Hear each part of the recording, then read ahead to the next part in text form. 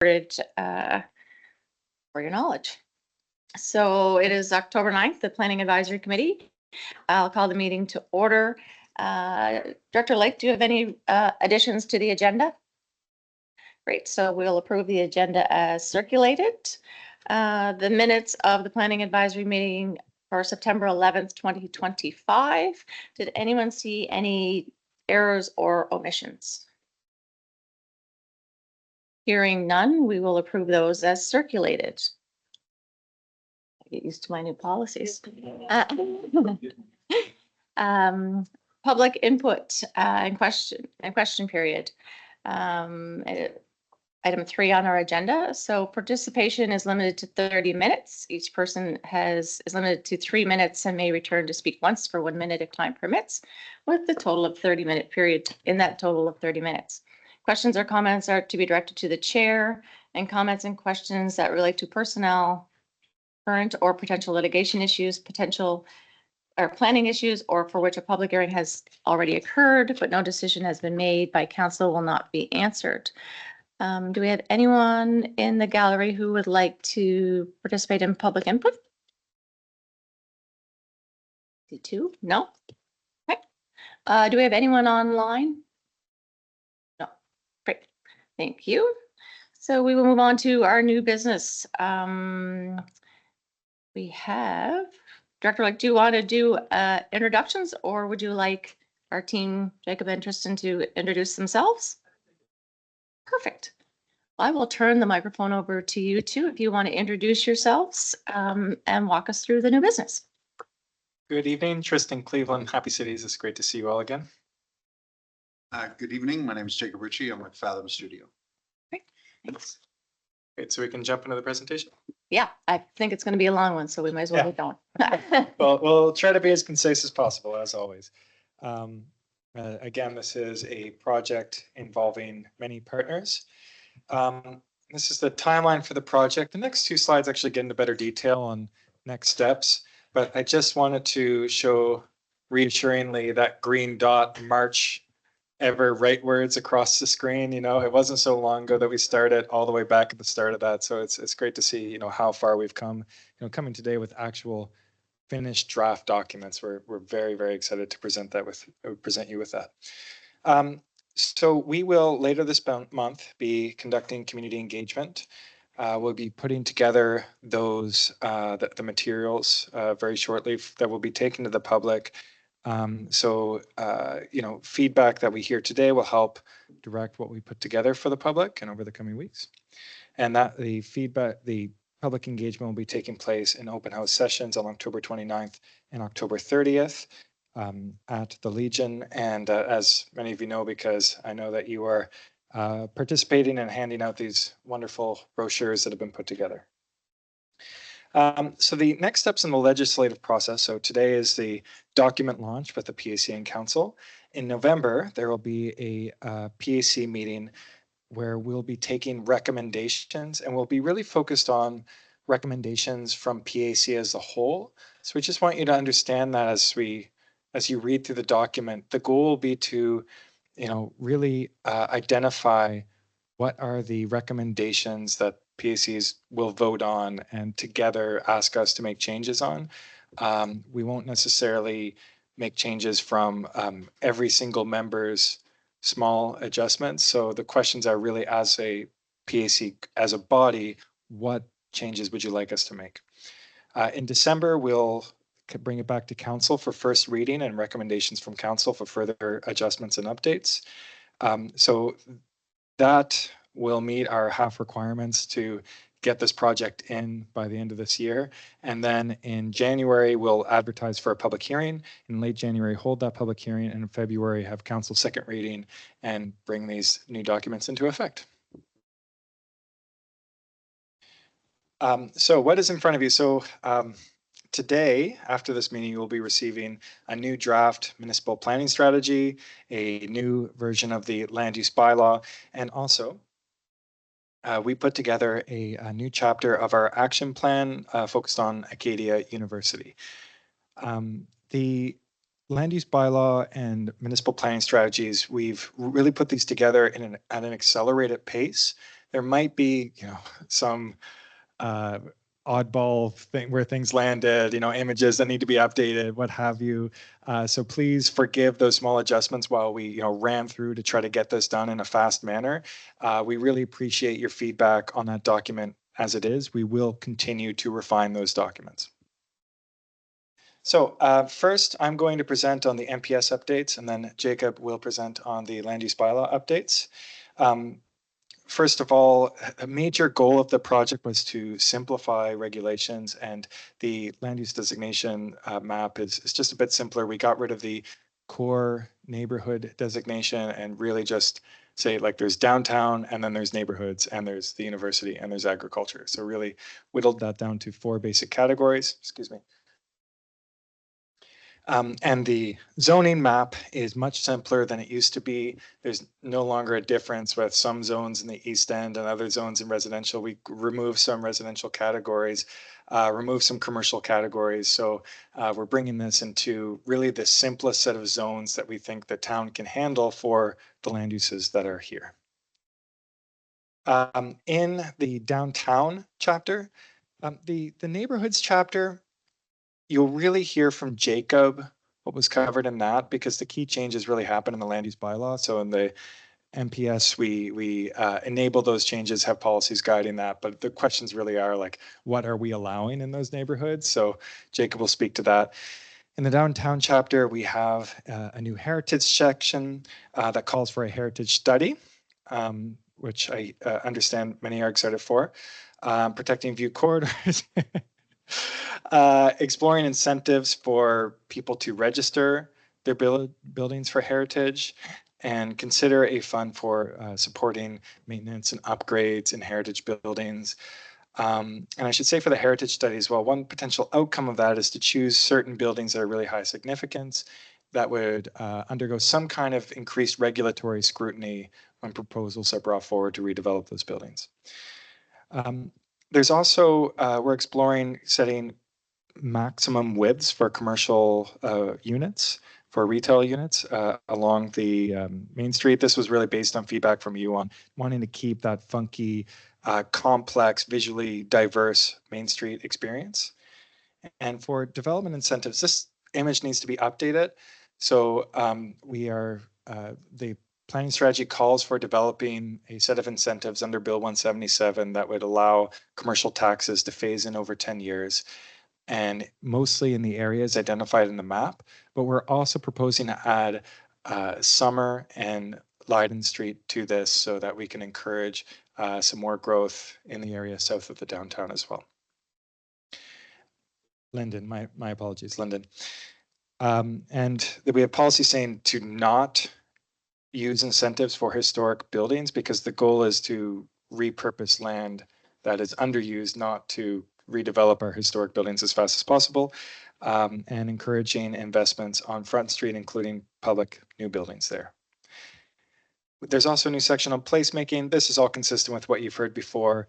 Explore creating a yearly program to make consistent investments in the downtown area, better connect the Main Street and the waterfront and the Harvest Moon Trail and the farmers market visually. They're now often people don't even realize the other assets are there. So how can we better tie them together, and invest in beautification and activation of the downtown area with programming?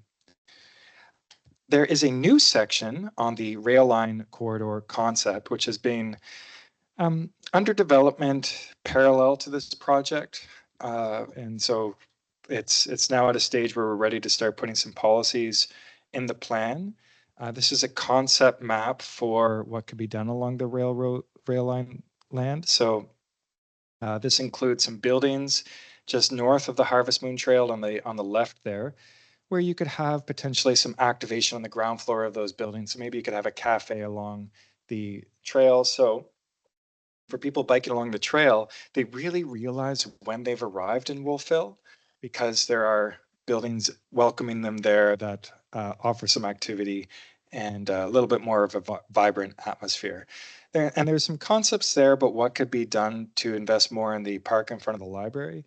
We're also exploring potential non-market housing there or other concepts. So these are all in that area. It's early concepts. Same with the parking. None of that is finalized. And there are concepts for investments in the waterfront park and a potential new building just south of Railtown there. So there's also a chapter on investment for success. This is where we put this content about asset management. So conducting an inventory of infrastructure, forecasting the cost for maintenance and expansion, ensuring that our infrastructure capacity is sufficient to match growth. This is something we hear a lot from the public. Can we actually handle all this growth? So being confident that we can handle it with our capacity, and encouraging high value growth to cover those costs that we identify. And so really trying to be smart with our infrastructure, knowing what those costs are going to be, and having a plan to bring in the investment to pay for that infrastructure. Of course, this is the map from Turner Drake that shows the tax revenue per square meter for properties across town, and just shows how lucrative the downtown is and why we're hoping to encourage more growth in the downtown area. There's a new non-market housing section. Calls for a non-market housing strategy, a grant program to support non-market housing, a policy to transfer properties from the town to non-market providers, property tax adjustments and fee waivers to enable non-market housing to be viable. There's a updated sections on climate and environment. Excitingly, an update to the long-range flood map from climate change, from sea level rise. So this was the old analysis that looked pretty scary. With the dikes being topped, with the dikes being expanded, raised, thank you.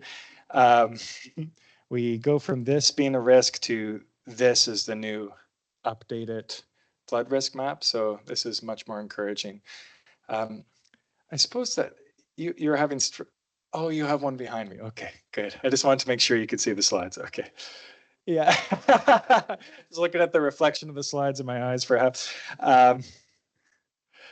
So this is, and we're also, the town is doing work with with Evergreen on how to design the section of the dikes that would pass through the waterfront park, so that we make sure that it's fully protected through that area, and not just in an industrial utilitarian way, but try to create a kind of protection that actually improves the park. There is 2 chapters that are really still being updated by other groups. So the mobility chapter is being spearheaded by Mobicon, and the parks and open spaces chapter is being spearheaded by another consultant as well. Rachel. I wanted to flag that the parking section is located in the mobility chapter. So if you're looking for that, you can find it there. And we have to update the parking image there. There's an old image, so just wanted to flag that. So as we've discussed before, we'll be looking at exploring opportunities for new public parking, or the policies call for exploring opportunities for new public parking areas, paid performance parking, wayfinding to help direct people to the available parking so people actually use the spaces that are there, strategies to reduce overflow parking into neighborhoods, and to establish parking enforcement so that the town has some control over how people are parking. Okay, here we go. Thanks, Tristan. I appreciate that. I wanted to introduce myself a little bit more. My name is Jacob Ritchie, as I said, but I'm an urban planner and engineer. I work for Fathom, but I've only been with Fathom for about 3 months. So I've been ramping up on this project pretty quickly since I started. I have worked in Nova Scotia for 20 years in land use and regulation on all sides of the table.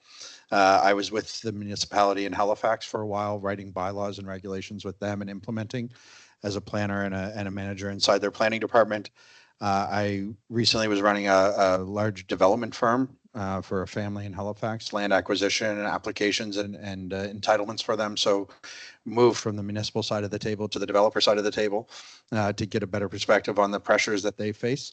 And I've spent time with institutions at the Regional Center for Education in Halifax, helping run operations and school construction there, as well as the Nova Scotia Community College, where I helped build assets at campuses around the province. So I have this good fortune when I look at bylaws now to be able to see all these different actors. And what I'm going to talk about today in the bylaw, it's a bit about what we wrote and what we want to see as a PAC, as a town, as a community, but it's also how it's seen by the people who use the bylaw. So your own implementers who are sitting here with us tonight, some of them really important users of a bylaw, but the developers, the landowners, your neighbors, yourselves, as you look at what happens on property, that's what I'm going to talk about tonight. And then I also have a section where I'm talking about Acadia. We did spend a lot of time with them to understand the opportunity that's in front of them and the challenges they face, and some of what the town can do with Acadia to support opportunity on the lands that they own that are part of your growth and your future as well. So that's what I'm going to walk through. That is a bit more about my background because we're all just meeting for the first time. But I really appreciate the efficiency with which Tristan went through his slides. And I'm going to try to match that so that we can get to a conversation where we really want to be. So Tristan showed this as well. It's our land use zoning map. This is a place that we live, and we do hope that you guys, when you get a chance to look at this, you see simplification, right? Fewer zones, an admission that neighborhoods on one side of town are the same as neighborhoods on the other side of town in some regulatory ways. And that's going to help us all understand what can happen on our properties and help us go forward into the future with a little more certainty. I talked about how we use these things. This is an image that's in the bylaw, and I really wanted to break down. The zones that we now have are at the top of the page here. You can see we're down to 12 zones. You were a little north of 20, I believe, or maybe just shy of 20 in your last version. So we've simplified this down. We have neighborhood zones, a downtown zone, and institutional parks and open space zones and agriculture zones. When you own a piece of land and you look at this bylaw, or when you're a PAC considering something in front of you and you look at this bylaw, you're going to start in that zone. And we've got this now as a clickable, linkable digital file. So you'll be able to click through and see, okay, I'm in RL. So let me see what's specific about being in RL, which is your old R1 zone or your old R2 zone, sorry. Then you're going to go to the general requirements for all neighborhood zones to understand more things about landscaping, about some design standards that are the same across all uses in the zone. And then you're going to go down into the specifics of the different things that happen when you build. General requirements for signs, parking and loading requirements, development constraints, and general requirements for all zones that are ultimately going to give you all of the rules around what you can do on your property. We like this format a lot, and we like to talk about this format because when we think about the user and we think about these steps that you take, when you're going through and flipping through the 100-page document, you're reading these zones, we want feedback from you on, is this legible to us as lay people? Can I get from page 77 to page 70 to page 36 to page 33? Have I been given the right breadcrumbs, and can I find my way back home when I'm using this as a tool? The whole thing clocks in about 100 pages, which is tight. It's good. You're not killing that many trees when you print off a copy, and when you're inside it, you can comprehend that size of a document. We're not into these 300-page, 200-page documents anymore, which is, I think, a benefit for everyone. Something that I know is coming up as I talk to people in Wolfville is the idea that change on neighborhood properties and residential properties often has an outsized impact on my neighbors because we're in areas where there's not a lot of development. So even a little bit of change causes a big deal. And we've all been in situations where a neighbor builds a shed or changes a retaining wall, and all of a sudden something's changed on my property. So we were pretty intentional in writing these stormwater management rules. We're not going to read them tonight, but I want you to read them as you review, because this is giving you that confidence that we're allowing change to happen in Wolfville through this new regulation. But we've got our implementers, our technical experts from the town who are on top of this. And when issues arise, we have tools to make sure that we're stopping the harm that comes sometimes with development. So I really want you guys to know we've been thinking about that impact. We've seen change across Nova Scotia over the last 5 to 10 years that is new to many of us. And we know that the idea that you can live in your home and not have your neighborhood change around you, that's kind of over for now. So when we are changing, let's make sure that change is good for everyone. And that's why putting in rules like this are going to help us. So I don't want you to read this tonight, but I did want to start with saying we're thinking about you all as we see the neighborhoods change. So in pink on the map here is your low density residential restricted zone, a close corollary to your old R1. Inside this zone, we're talking about single family dwellings, but we are also allowing single unit plus an ADU, and we're allowing a secondary suite. We are not allowing 2-unit dwellings. That is a remnant, and that would be an example of what Tristan said in our, when the image is wrong. That's quite a damning one. I apologize. It is single unit dwellings only in this zone. ADU is an accessory dwelling unit. I apologize. So there's accessory dwelling units external to your structure or to your main building, and there's accessory dwelling units inside. So if you convert your basement into a second unit, that is a accessory dwelling unit internal to your building or your home. If you do it in a garage or a shed, it's an accessory dwelling unit outside of your home. And we are proposing in this amendment that you're allowed to do one of those two things in the RLR zone, not both. So not that many units, but you're allowed to have one accessory dwelling unit on your property, subject to conditions. And those conditions are illustrated pretty well in this picture. If we are thinking about that person who's building an accessory dwelling unit on their property, we want to make sure that that thing is very subordinate to the main home. We are restricting this thing in its total footprint, that it has to be no more than 50% of your building size. Its square footage counts towards your total site lot coverage, and it has to be buffered from the side yards everywhere, so that this thing doesn't get too close to the property lines where your neighbors may live. And it's limited to 8 meters in height. So this is not something that can be as tall as your main structure. It's going to be a story or a story and a half. Sure. Yep. And also, we're proposing to empower the development officer to require screening where appropriate, but to use their judgment in identifying that. Thanks. So that's RLR. We also have RL. So this is a zone where we are looking at a little bit more residential density. This is your former R2 in many cases. It does have the 2-unit dwellings, the 3 to 4 unit dwellings with conditions, accessory dwelling units, home-based business. It is a little more open and free.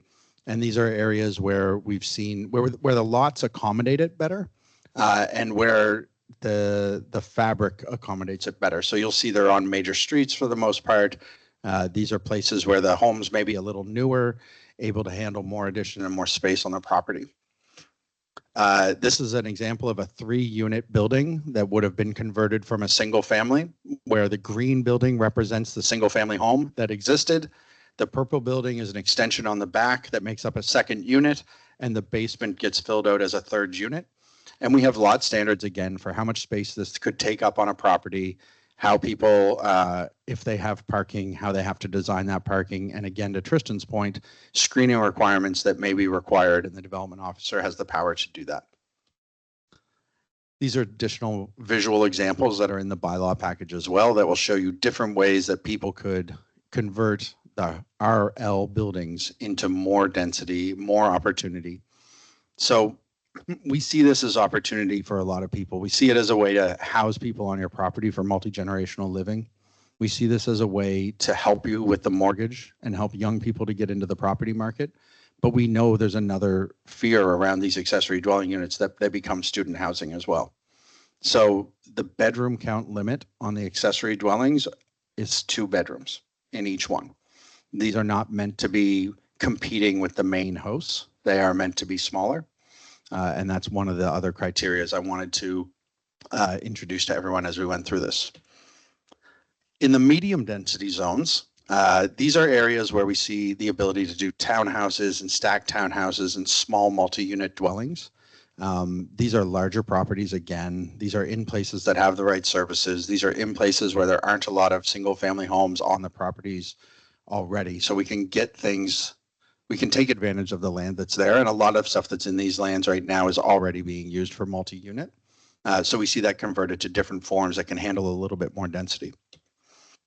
The high density residential zone, very few spots with this, and you can see they're all on the edge of town, sort of opportunity sites. The town has had a few applications for buildings in this area. These are 4 and 5 story buildings with 60 to 100 units. We're seeing those start to pop up on the larger sites that are near your highway infrastructure and on large lots of land. The mixed use zone. Mixed use zones are covering off properties that have institutional uses, office uses, kind of unique uses. So it's a bit of a grab bag zone for everything that doesn't fit into the zones that we've already described. When you go through the package, you'll see a lot of the commercial schools that you have in town, a lot of I think there's a couple nursing homes in these as well. So these are places that we've called a mixed use zone to capture a bunch of different uses that fit in there. They're allowed to, yes, you're allowed short-term rentals in this zone. You're allowed multi-unit dwellings, and you can do the additions, the home-based businesses and commercial uses. It's a really wide mix of uses that are allowed in these zones because we want to capture what's currently happening, but give them opportunity in the future as well. This is our residential allowable use table. This becomes the way where you see what's allowable. Instead of listing things in every single zone, we go to our table. And it talks not only about what's allowed, but how it's allowed. So what I didn't introduce to you guys off the bat, but you're going to see in the package, is that there's a permitted as of right process that you should be familiar with, where you are allowed to do something. We have added conditions in a permitted with conditions set of tools that allows the development officer to be more involved in getting into what's actually happening on the property. So when we're allowing more things to happen, we're giving a little bit more power to the DO so that they can be that first line of defense against some of the most obnoxious uses that you may be afraid of when you allow more to happen on a property. We continue with some site plan approval. It's a tool that we use for stacked townhouses, the multi-unit dwellings up to a certain size. It's a powerful tool that gives developers certainty without a discretionary process, but they're contained within a box that controls the density. And then finally, for the larger buildings, we will always have development agreements, which are processes that you're all very familiar with in your PAC role and in your counselor roles, where you actually are involved in every step of the decision making, and your development officer and your staff are bringing you information to help you make a better decision. Another hot button item that's in here is the short-term rentals. So we have special provisions for short-term rentals and where they're allowed. They are only permitted where we have proof of primary residence for the owner. This is a common tool in Nova Scotia now to get control of short-term rentals. We don't want to see them operating as de facto tourist accommodations. So we are limiting them to places where we can prove residency and ownership. No more than 3 rental rooms. A whole house may be rented, but not for more than 150 days. And written confirmation from the landlord is provided. Again, we're giving tools to the development officer so they can take action and save us from the worst that can happen when we liberalize some of our rules. And then the final thing that I wanted to go to was that these rules 1 through 7 do not apply in downtown and the MU zone. In those zones, you're not doing short-term use. If you are doing accommodations, we want you to build hotel. We think there's a need for that here, and we're being very specific now. And something else you noticed in the land use bylaw is that we've gotten rid of the definition of an inn. It is no longer a defined use in Wolfville. If this was to go forward, and you will be pushing people into a term like motel and hotel, which is more understood, and we're not inns were being used as a edge case in this town where people were doing it in pretty residential areas, but turning houses into inns. And because of the definition, it was difficult for our implementers to control it. So we've gotten away from inn, come over to the hotel term, and it's going to help us regulate. Another concept that we've introduced is on some of your main streets. We've written in a policy that says if you are on one of these main streets, but in a residential use, you can put commercial uses in your building so long as they're no more than 120 square meters. Or 1,200 square feet. So this is a front of house type business that you may have sometimes thought of as a home-based business or a home office for a professional, but now we're opening this up to allow commercial enterprise to happen on these commercial streets, or sorry, these connector streets. We think this is a great way, again, to allow a diversity of commercial uses to come and take some of the pressure off their downtown as your only commercial service and bring some of those small local services that you might need outside of the downtown into your neighborhoods. I expect this will be a place of great discussion as we go through this process with community. But we are seeing this throughout North America as a way to bring back neighborhood commercial that we lost through strictly regulated separation of commercial and residential uses that came in the post-war period. We also have a design review design review guidelines still in place here. You may be familiar with that from the land use bylaw. We've made some changes to that to separate things. Instead of having the core neighborhood and the core commercial that we used to have, we have now split the town into neighborhood design guidelines and downtown design guidelines. We've gotten rid of this core idea, and really the stuff that was core neighborhood really was more neighborhood than it was downtown, and our design guidelines that start to speak to the type of design we want to see in those neighborhoods is now more consistent across the town, and you'll see that when you review these design guidelines. You used to have design principles that were across everywhere, and we have split them now to be explicitly downtown design principles and neighborhood design principles. We see them as two very different types of design guidelines to make sure we get the type of development we want to see in Wolfville. So in our downtown, we have the downtown zone where we allow downtown commercial accommodations, food and beverage, mixed use, office and professional, and detached residential with conditions. We have also put an overlay in place. You used to have a C1 and a C2 zone. You now have a single downtown zone. When we looked at the difference between C1 and C2, there really wasn't that much difference.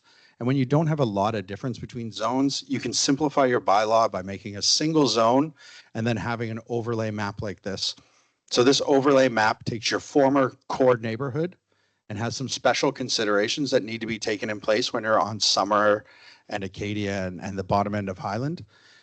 We also have the Home Hardware, which had its own light industrial zone or light commercial industrial type zone, and now we've called it downtown, but we have special provisions that allow them to operate the way they operate today as a valuable commercial asset to the town. And then we have two zones on the active transportation corridor. We no longer have an active transportation zone. We now have a downtown zone over your active transportation corridor with one area near the Wolfville Harbor restricted by flood prevention and needing DAs for development. And the other area between Acadia and the downtown, where Tristan showed you some of those concepts, that is now controlled by site plan approval to give the owner the opportunity to develop some of that land and create some of and really implement the vision that's in those plans that they've been working on for several years. So my last few slides are on Acadia. I said we'd talk about this a bit. You have a wonderful asset in your town. And the universities across Canada are starting to see that the model that they were using for the last decade may not be available to them in the future. And they're taking long, hard looks at their revenue models and their operating models to see what they can be for community. So Acadia has 3 sites that we looked at for them. The subway lot on Main Street, the President's Field site, which is behind Alumni House back towards the Wolfville Market, and a linear or a long piece of land along the Highway 101 at the top of Highland Avenue. So we took an eye to these 3 lots, looking at highest and best use as though it was a private developer looking at them, with the hopes that Acadia can find a partner to take advantage of these sites for what would benefit Acadia and the town of Wolfville. So the first one I'm going to talk about is President's Field. This is a 6-story structure that we're putting on the site with at the very back next to the AT corridor, and you can see in the back the Wolfville Farmers Market. This is not a traditional residential building. This is not classroom space for Acadia. This is meant to be a partnership between Events Acadia and a private developer who wants to take advantage of your really excellent sports facilities that we have here and create a new event center for the Valley focused on downtown Wolfville. So if we could create a quasi or a small conference center on the Acadia site in a new build with short stay, whether it's hotel, residence, suites on top, we think we can attract private capital to help Acadia build this. And then Acadia can take hold of it to use their connecting advantage that universities have to really put activity on this site year round. We saw with the CFL football game that you guys brought here, we see with the AUS games that happen here, it brings a certain energy, but that energy kind of deadens out when you get off the field and the game ends. And we think that if we have an events type center with overnight stay capacity inside the building, we can create something really special with private partners. The bottom image shows the connection from Main Street next to Alumni Hall on the right, all the way back to the farmers market and through to Dykeland. And we think that's a really important pedestrian corridor in front of the theater, where you can actually have another plaza space that connects Main Street through back to the market without using some of the streets that you already have, and really just giving Wolfville more depth than just Main Street and getting people to the north and towards the dikes. Oh, sorry. You'll be able to see it in the materials when they're passed out later. Yeah. And on the subway lot, we have a proposal for a 4-story building with a 5th story was contemplated, but in this image, we have the 4-story version. Similarly, this is not an Acadia residence. This is not an Acadia academic building. This is taking advantage of its location in downtown Wolfville and making a private market opportunity for residential rental, where a private developer may want to build this. And then some of the suites could be held for Acadia's use. But the real opportunity for Acadia is to get a revenue generator where either a land lease or a capital influx at the start would help Acadia take advantage of the land they have and add a new building with residential activity and commercial storefronts on Main Street rather than the subway parking lot. We have in your package floor plans, square footage, and layouts of the interiors of these buildings, so you can start to take a better look at what they might mean for Wolfville. And we think that's an interesting conversation for us to have between PAC, the town, and Acadia. Something that is also being contemplated here is a number of floors that is unprecedented in the rest of the bylaw on the Acadia lands. So on the Highway 101 lands and on the space that's interior to Kroll Tower at the top of Acadia's campus, we're contemplating allowing Acadia to build 8-story structures by development agreement, where they'd be able to work with the town to come to an agreement on what might be appropriate to build around Kroll Tower that fits their needs. This doesn't mean Acadia isn't clamoring for this. There's no designs of 8-story buildings. This is an opening to a conversation where you start to say, what would you do on that large vacant spot on the top of your lands, right? What would you need and what works with Kroll Tower? So that's what we're proposing here is an opportunity for them to get to 8 stories through a development agreement process. So I appreciate your patience as I went through a land use bylaw. Land use bylaws are difficult to present because they are a very detailed regulatory tool. I know there's parts of it that you're all highly interested in, and we tried to hit some of that, but we're going to spend time now having questions and clarifications, and we're going to dig into some of the details. So we want to know from this discussion, what do you need more detail on for the next meeting? So 4 weeks from now, we'll be back. You're going to have time with the documents between now and then. I'm hoping to pull out of the conversation tonight what else we need to give you guys to help inform the decisions and the conversation we're going to have in November. And then we're going to prepare in November to get feedback to our team so we can help you give direction to council, because PAC's role is to provide that recommendation to council. So Tristan? Just wanted to highlight one thing before we open it up for discussion, just on the neighborhood commercial. This is a little bit different than what you've seen before. Wanted to explain this. So MobiCon has been doing some work on the classification of different streets around town. Simultaneously, we were trying to identify what is a way that we can simplify our description of where we allow neighborhood commercial without having to create an overlay. There was some feedback from PAC and council that we don't want a ton of overlays that really complicate things. Well, MobiCon has proposed this new class of street called connector streets. And this happened to line up quite well with the feedback where we were hearing on where people would be comfortable with neighborhood commercial. So we said, let's just say you're allowed neighborhood commercial along connector streets. And it's a nice, simple solution for that. We heard early feedback that there was concerns about that, neighborhood commercial might not be viable in all these places, and that's okay. This is really just about creating options. People will do what they will within these contexts. Okay, so back to discussion. Yes.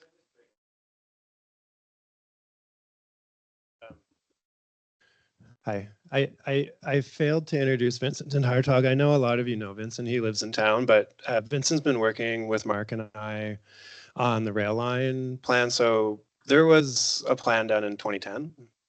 There was public engagement on it.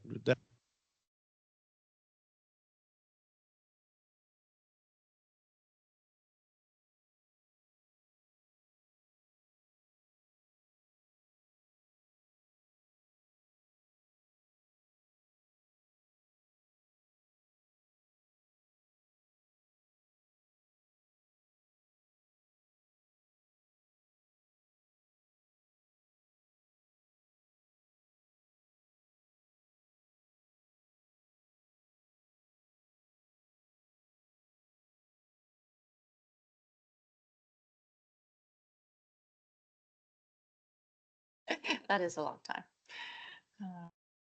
Thank you. Okay. So at the end of this, we're going to get our packages with all of the information and links to all of the details that Tristan and Jacob went through. They gave us a really, synthesized version of what's in those documents. Not that we're going to, because we haven't read all of the documents, we're probably not going to get into every weed and every detail that is in those since we haven't read them yet, because I'm sure some of those questions will be answered. But if we have specific questions, feedback, or if you want to be pointed in the right directions of where you will find the details to some of your questions, now is the time to ask those too, because they'll know the documents inside and out. So if you have something like really, really specific about, I don't know, something really specific, they will be able to point you in the right direction. So do we want to start in any way, shape, or form, or do we just want to open it up? No, Go ahead. we can start with questions and clarifications, and then I think after that we can move on to what do you need to know more about in more detail. Jen. Thanks. We have been talking a lot in PAC about the RLR, and which I understand. And I mean, we talked about, and I know where we stand right now on the 2 units. I understand that. That's a big change. But I don't think we've really talked about the residential low density that's not restricted. So I'm just thinking about the old R2, which would be like Sterling Avenue. So when you're proposing 3 to 4 units, I guess there's my confusion of like, I'm looking at some of those lots on Sterling Avenue, you would not be able to build 2 accessory units on those lots. They're too small. So, so my question is, and we went over this, I think, in the last PAC meeting, and Devin used Jody's house as an example. And we talked about even a small little unit, and Devin proved that it could go on there. And then we talked about that you're too close to other people's property. This is the same thing that's going to happen in R2 when you're adding that many more, because right now in R2, I'm going back because we haven't passed anything. In R2, you're only allowed one accessory unit on the property, right? And then you could have potential in your house. So now you're saying 2. So my question is, people are going to go, oh, geez, are we just going to keep jamming them in? Because I'm looking over in Sterling Avenue as an example, those lots are too small for that.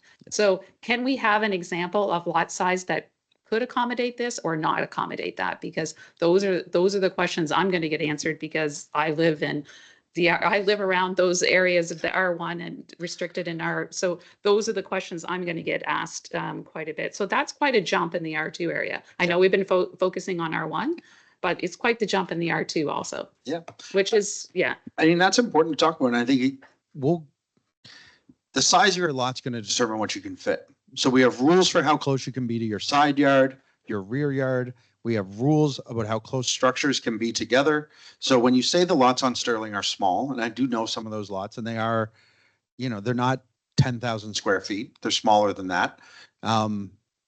So you're not going to be able to fit it because we have other rules. So instead of saying thou shall only have one accessory dwelling unit, we say have whatever you can fit because we want each lot to get what it can fit properly. But fit properly is what defends the experience of your neighbor. So I want us to look hard at the side yard setback, the rear yard setback, the distance between the buildings, because what we're doing is we're creating rules that are going to stop inappropriate development from happening. And we don't want to inadvertently create rules that allow inappropriate development to happen. So that's exactly what our job is. When we show it to you, we think we've got a good handle on that separation between buildings, the side yard size, and that's going to limit these smaller sites where they're only going to be able to fit one building. So although, sure, I'm RL, so I could have up to 4 units on my property if they don't fit. And the other one we have is lot coverage. So every building on your site contributes to your lot coverage. So you're maxing out the square footage of built structure on every lot based on the percentage of the size of the lot. So we do have other controls. Can I just ask a clarification Yeah, question? of course. So for the 4 units on, let's just say we're in R2 for argument, because we have not passed anything yet. So we're going just say so you're putting them on the R2. So that's your main house.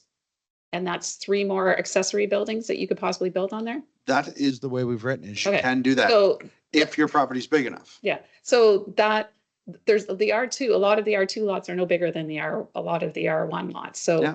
So I'm just wondering in my head, and I'll look at Devon to say how many of these would be able to be done, because we have R1, we can argue that, as Jody said, across from her, she can't do it on her side, but across the street, the lot is big. So that lot could potentially handle that many. That's an R1. So I'm just thinking people are going to go, geez, R2, all of a sudden I can have this many, and I just need to be able to explain that. So the lot size, how do we get that in there? Or how do we message that as people walking around the streets? That's what I would need to know. Wonderful. And I will focus again on lot coverage. So if you have a 10,000 square foot lot that's allowed 40 or 50% lot coverage, that number is how much building you've got. So you'll get 5,000 square feet of building. A house has, a lot of the houses in Wolfville are about 1,600 square feet. That's what their footprint is. So yeah, so like if I give you these numbers and we show them to you, like that means that on a 10,000 square foot lot, you might get 2 more of these buildings. But we're also limiting each of those buildings to be only 50% of the main building size.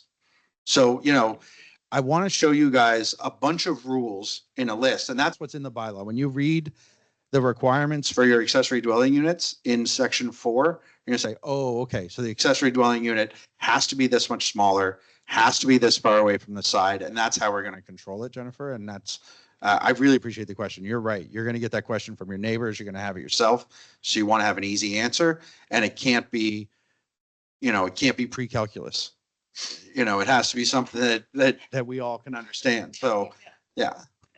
So for clarity, then, the coverage, the setbacks, and this buffering / screening is not just subject to R1, it's subject to all of the things so doesn't matter where you live, we should not be ticking off your neighbor. That's right. Chapter 4 of the LUB is general provisions, and you're going to see in there these rules that apply to all lots, because we care about all neighbors, Right. Not just our LR neighbors. Yeah, thank you. Caroline? Yeah, so I think my question builds on that. In essence, I'd like to really understand better, particularly the medium density, because that area, it was R3. It changed. There was a new zone added a couple of years ago, 2 years ago, I think it was. And now we're looking at going even higher or denser. I just need to understand it better, because my experience of the change that was made, living across the street from a building and hearing you talk about defend the experience of the neighbor and inappropriate development, What I am experiencing is not the Wolfville that I thought I had moved to. And I live on Maple. I don't know if you've driven up there lately. So when I see, and that building 48 units, and now we're talking about 60 to 100. And when I look at most of the, well, it's called RM now. Yeah. Most of the buildings, as I think about walking around the town, they do not have buildings, most of them do not have buildings higher than 2 stories on them now. So I don't want anyone to experience what I am experiencing. Thank you for that. I do understand that feeling for sure, and that reality of your neighborhood has changed and you didn't have control over it and you didn't have a say in it. So parts of this in the RM, we're saying eight units as of right in townhouse form. That's what the bylaw says. So townhouse is 2 to 3 stories. It doesn't feel like what's happened on Maple, right? Townhouse is a form that probably can feel a lot like the Wolfville you all moved to or grew up in or live in, or it's a form that we find really works in neighborhood because it, although it's denser than your single family home, it feels a lot like your single family home. It has a front door for everyone, often occupied by families that sort of typify the single family home neighborhoods. So townhouses, we've put them as of right in those areas, up to 8. But we have said that you can go to 4 stories by site plan approval. And site plan approval is a not discretionary tool. Site plan approval is handled by the team at Wolfville. I won't call them out by name, but some of them are here, and they're going to be the ones, the development officers and the staff who are employed by the town that are responsible for ensuring the buildings that come are not damaging your flood or your stormwater runoff, right? They're not damaging your feeling of your neighborhood. And those are the rules that we've tried to write in with conditions. And that's going to be when PAC reads this and looks at it and says, do I think I'm going to get a 4-story building that doesn't impact the way the one on Maple did based on these rules? If the answer to that is no, then we want the feedback to make these rules better. And I'd like to challenge the PAC a bit to not make it about height, but to make it about better design. Because I live next to a 4-story building in a 2-story building. That's not completely true. There's another 2-story building and then a 4-story building. But the people in the 4-story building are families and friends and retirees, and my daughter cat sits in the building and it's great, right? There are ways that these become part of our community and they're not offensive, but there are ways that they can be really disruptive as well. So we can get 4 stories, we believe, in the medium residential, the RM, without destroying your character. But that's the eye we need from PAC. So we're hopeful that you give us that when you read the material, because we've been sensitive to it or tried to be sensitive to it. So sorry, Follow up may I? to that? Yeah. So I mean, the townhouse piece, I think is great. And behind this building, I can no longer see them, but they are building some, and they seem great. I suppose and maybe I need to read the bylaws, but I'm just concerned about when it was written before, it said townhouses, it said cluster homes, but it also said multi-use buildings. I think it was up to 50 units at that point. Yeah. And now we have, it includes still multi-unit buildings, but now we're talking 60 plus. And I know the lot has to be big enough. So I'm just concerned that we're creating increased discrepancy between R1 and other areas in the town. So I hope that will be thought about. And is there anything in the bylaws around limiting developers consolidating lots so that they can build massive buildings? But I think you're right. Good design is really important. Thank you. Thank you. Do you mind if I respond to that? No, I don't. Chair? Just there's one tool that I've seen be successful in stopping a developer's desire to consolidate lots.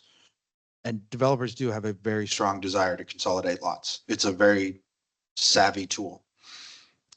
Maximum building dimension. So if you can't build a building the size of whatever meters you want to put it at, we have a meters in the bylaw now, then you stop buying properties because your returns diminish, because now you have to build a separate building, right? You have to put separation between them. And now you're buying a lot just to be a space between two other buildings. So we discourage it by saying the buildings have a maximum dimension. So in the single family and the RLs, we're using lot dimensions to control the buildings that get built up.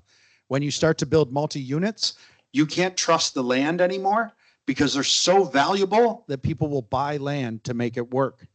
And there is no limit to the efficiency you get by making that hallway longer and longer and longer, right? Because all of your elevator savings, all of your roofing savings, like the efficiency from your pro forma, from your balance sheet, every extra meter you get on your hallway is just extra. It is more profit. So we limit building dimension as a way to stop them from wanting to continue to gobble up more lots.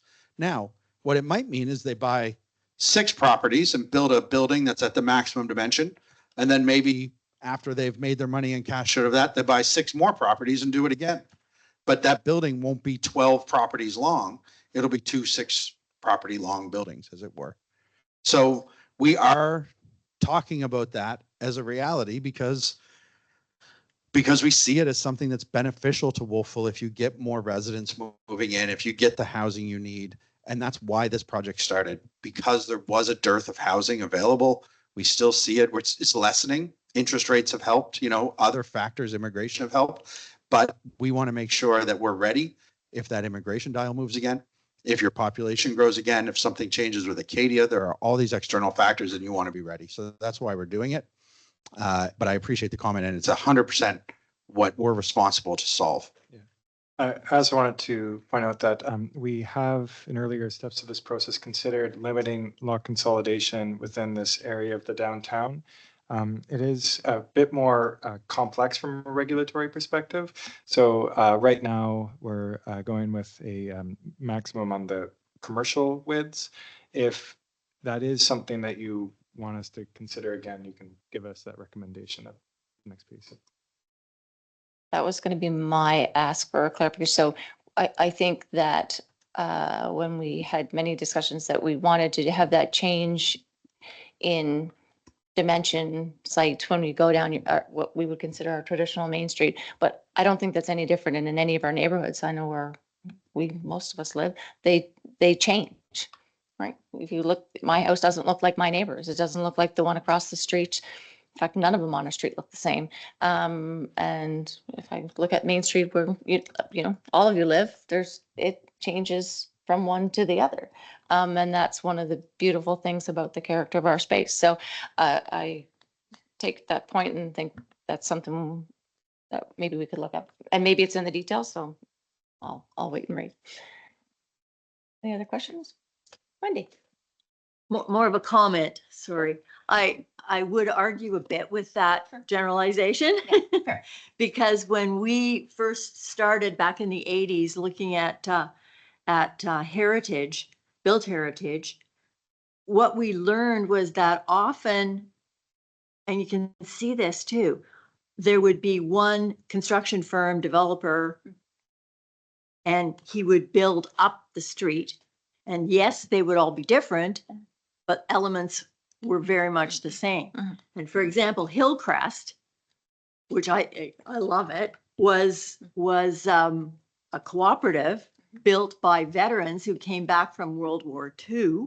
They had support to do this, but if you look at those houses on that street, there are a great many similarities between them.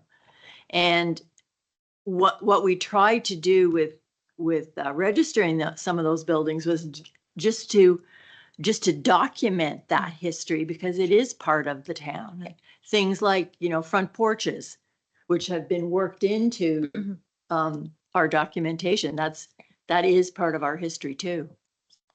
So, Yeah. No, that's great. I have so many questions, but I need to read this document. But the second one was for clarifications. When you said inns, we're not going to use or you're going to say motels. Or hotels? Can you explain that one a little bit better? Because we have inns and not motels in Wolfville, or hotels in Wolfville. So I meant hotel. Motel is not in the bylaw. Okay, Yeah. so, Hotel is in the bylaw. It is a commercial use. It is in commercial areas like the downtown and the mixed use area. I think what the regulators found with the inns definition was that inns was an allowable use in areas that were non-commercial and didn't really support the activity that feels more like a large tourist accommodation. okay, So people were, and this is, I mean, I've done this on behalf of developers. You use a definition to get a higher use than was intended. And it's not a mistake per se. It's that the market has changed around it. So no one would have thought of turning a single family home into an inn when the demand was lower. But when the demand ratchets up, people get creative. So that's what we saw, or what the regulators here saw, was people were using the inn definition to turn homes in residential areas into quasi-commercial activity that the bylaw didn't intend or want. So in this version, we're turning that dial down. We're saying inns, we enjoyed you while you were around, but we don't need inns anymore. We do need hotel rooms. We do need tourist accommodations, and there's an appropriate space for that. And that's in the downtown and the mixed use area. okay. In the residential area, we have this little bit of accommodation for short-term rentals with all those caveats we put on it. You have to be there as the owner. You have to have limits on how many days per year you do it. There's other requirements around it because we don't really want full-on commercial tourist accommodations in your residential areas. That is not, and we talked about this yesterday. It's not even perhaps in the spirit of the Housing Accelerator Fund to add units and then rent them out to tourists instead of provide them as housing for Wolfvillians. Well, Vegasers. Is it Wolfvillians? I think, what is the demonym for Wolfville? Is it Wolfvillians? Wolf Villager. Okay, all right, thank you. Sorry for that. So you're not suggesting the Blomidon Inn and the Taddingstone Inn are changing? No, they can keep the name. Just kidding, I'm just kidding. But I would Those are say- two of our big ones, so. Those are big ones. and we Yeah, don't and wanna- so yeah. I'm just kidding. I know what you But I think meant. too, I it's just needed the dangerous when the clarifications, language yeah. I use and I say we're getting rid of inns. That's the thing where you want to be careful when you say that. What we're doing is getting rid of a definition in a bylaw that's allowed people to do commercial activity in a residential area. Where we have inns operating successfully, we want those businesses to continue to thrive. Nothing's changing their rights. It's just that I the know. term Just kidding, yeah. inn was much too, it was allowed everywhere because we were thinking of the Blomidon, we were thinking of Taddingstone, but then what we got technically was like them, but was not like them. Kelly. I guess just building on the hotel downtown core question. So I'm asking specifically, so I'm on board with what you're saying with respect to short-term rentals and residential, in that there's the limitations and we don't want tourist accommodations there. So I'm referencing specifically the downtown core and short-term rentals. So, and I hear you about inns out, hotels in, that makes sense to me. But I still think that there is a differentiation between short-term rentals and hotels. And there is, Airbnbs are not always hotels. And if somebody has a property in the downtown C1 zone and they want to Airbnb a few rooms, that does not necessarily make it a hotel. They're not providing the same amenities and accommodations as a hotel. And they have the ability to flip-flop back and forth between short-term rentals and long-term rentals. So I didn't hear you specifically call that out. What I heard was short-term rentals in the downtown will be run as hotels. And I just still think that there needs to be a differentiation between those two things, because short-term rentals are not hotels, or Airbnbs, that kind of thing is not a hotel. Yeah. I just wanted to call that out. And I agree with that. I have thought I was staying in hotels and it turned out I was in an Airbnb, and it is a disappointment. And it does happen because people like to market them differently because they get different rates. And so this is real. One of the shortcomings of the way it was presented rather than in a 100-page document was that we don't get the details. So I have a point of ignorance here where I don't actually understand how allowed short-term rentals are currently in your downtown C1 zone. Right.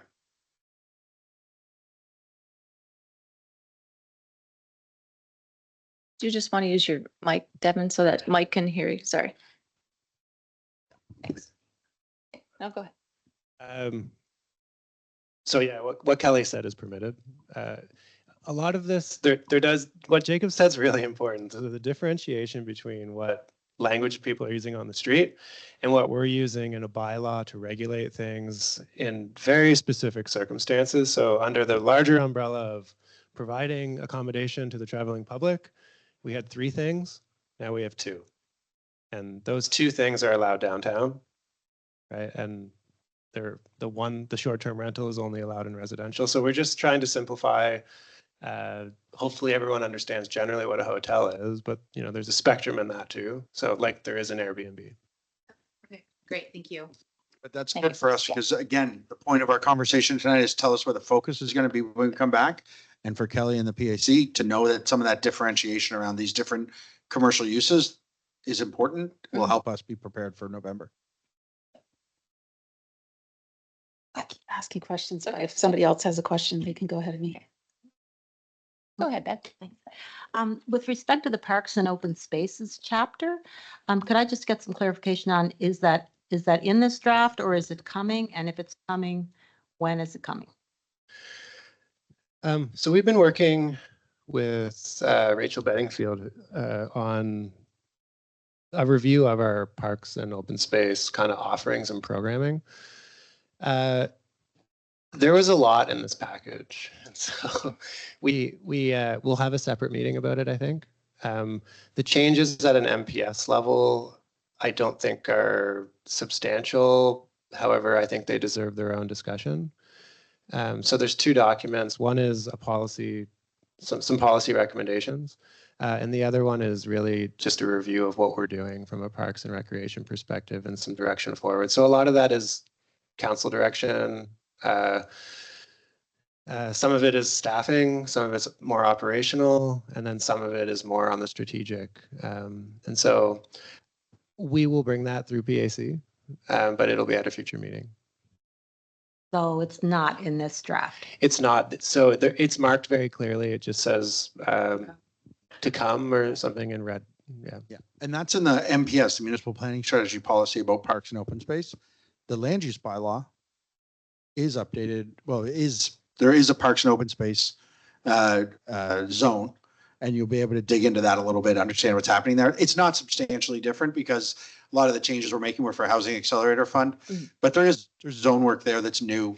It's fresh and it fits in with the rest of the zoning of the town now. So take a look at that as well. And as Director Lake says, there'll be more work on the MPS in the coming months.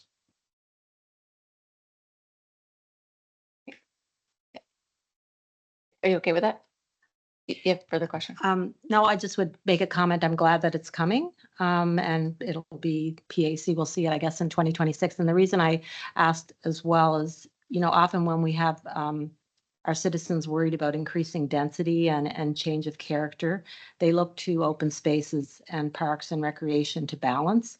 And I think having been on this committee through the public engagement and finalization of the East End, our ability to kind of give people a better sense of what that new neighborhood will look like, it was certainly aided by being able to point to those spaces and common use areas and green space. So anyway, I'm glad it's coming.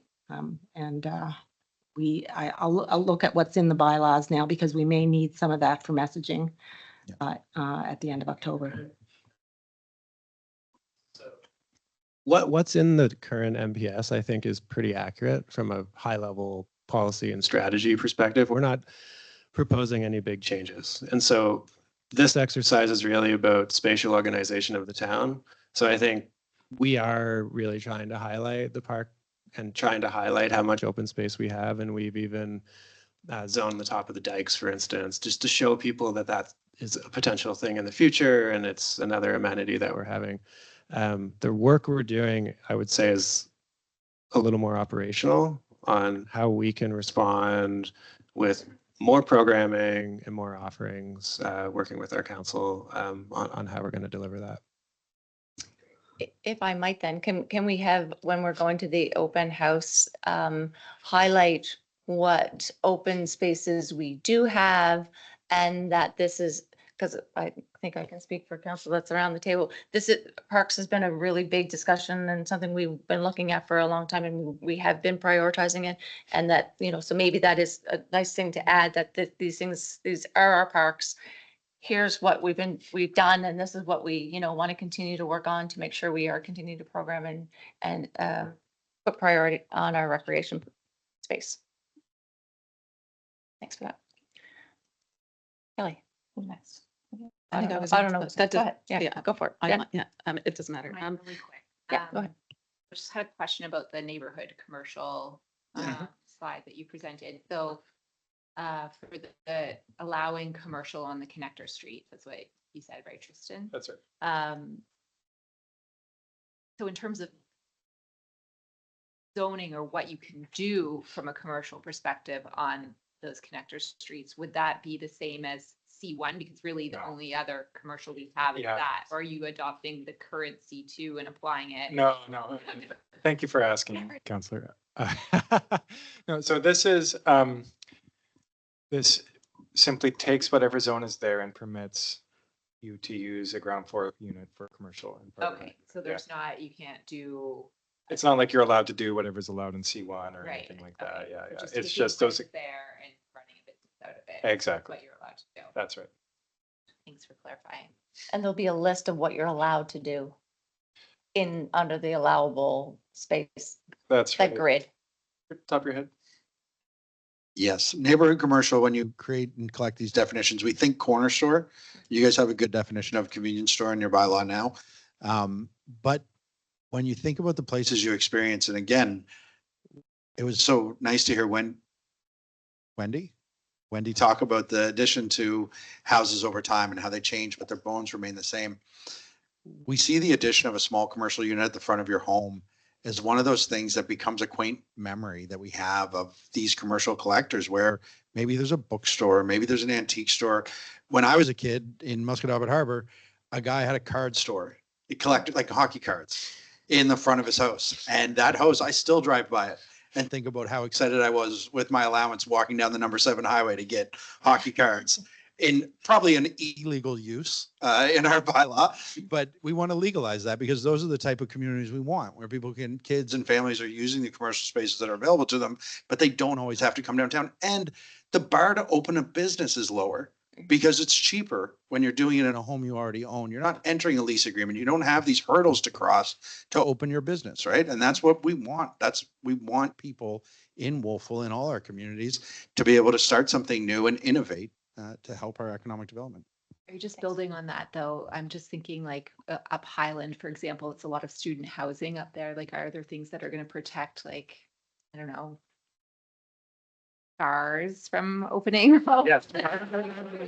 Your quaint local bar where you drank as a child. No, bars are not on the list. It's really it's these small, non-noxious, so sort of like very focused on retail, consumer opportunity, in and out, limited hours.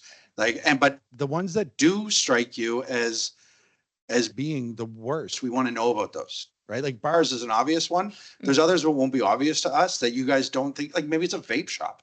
Yeah. Maybe, like if we're thinking about university students, maybe it's No brothels Zins either. or whatever, right? Like, so we want to, like, maybe there's a way that we can get a list together with you guys to make sure that we've got the right prohibition. We don't love the prohibitory lists, but we all like this. You'll see this more and more. We go to those charts because when you write a list in 2025 of things that are allowed, you can't actually predict the future.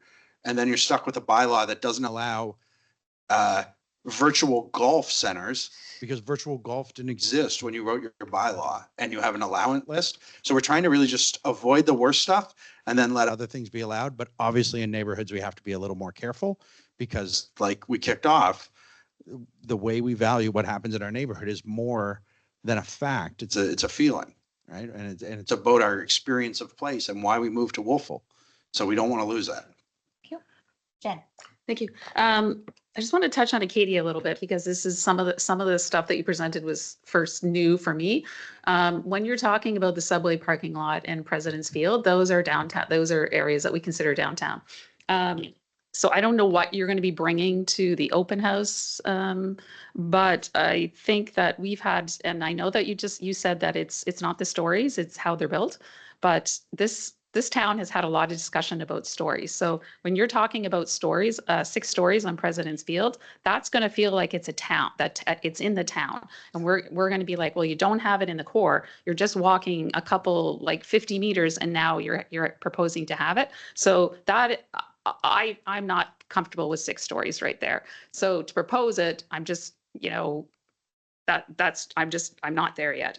Also with the subway parking lot, I wasn't quite clear on how that was going to be a development. It was going to be partly for the town. So that needs to be a little bit clearer.